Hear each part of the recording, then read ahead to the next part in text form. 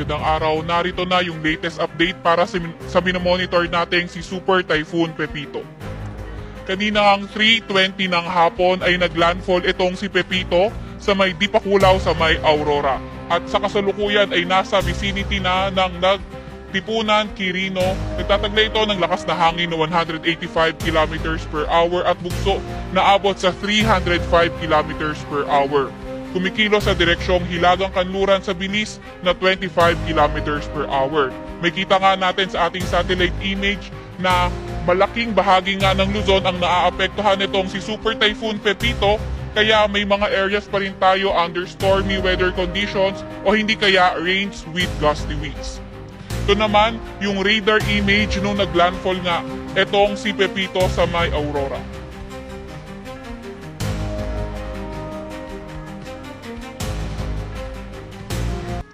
At dahil nga kay Pepito, meron tayong nakataas na signal number 5 sa central portion ng Aurora, southern portion ng Quirino at southern portion ng Nueva Vizcaya.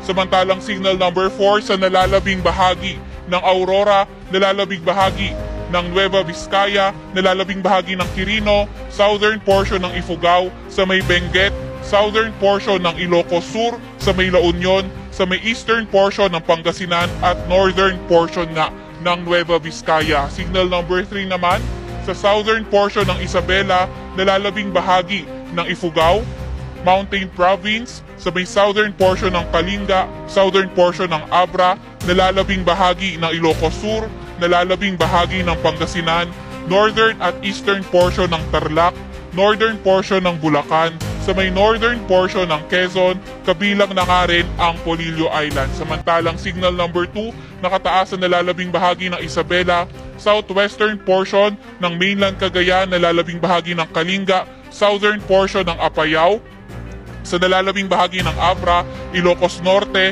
sa may Zambales, northern portion ng Bataan, sa may Metro Manila, sa may Rizal, northeastern portion ng Laguna at sa may central portion ng Quezon.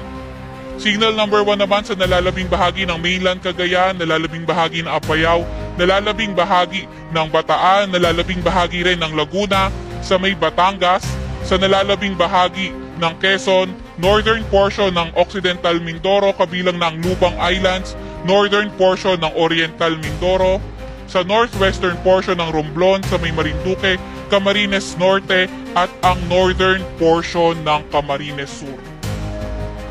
Ito naman yung latest track nga nitong minomonitor natin si Super Typhoon Pepito.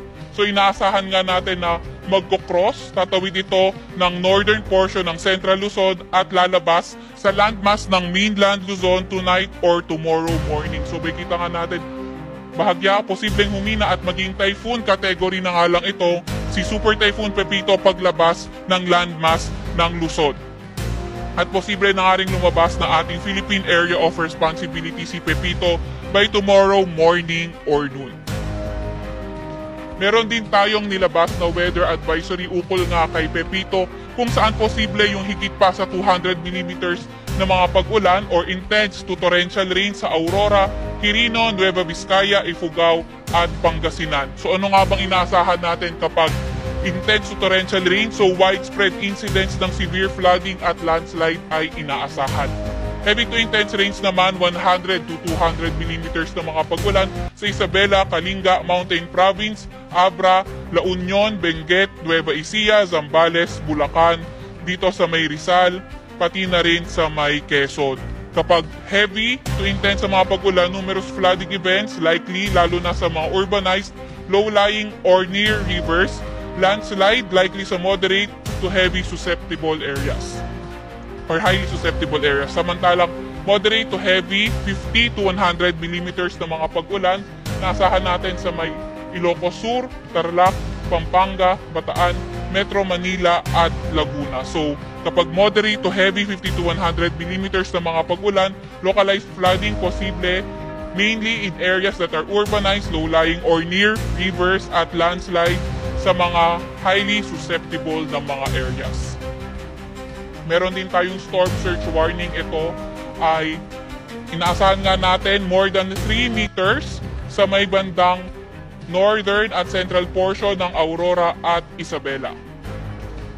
At inaasahan naman natin 2.1 to 3 meters sa nalalabing bahagi ng Aurora, sa ilang bahagi ng Cagayan, sa may Ilocos Norte, sa may Ilocos Sur, La Union, Pangasinan at Zambales.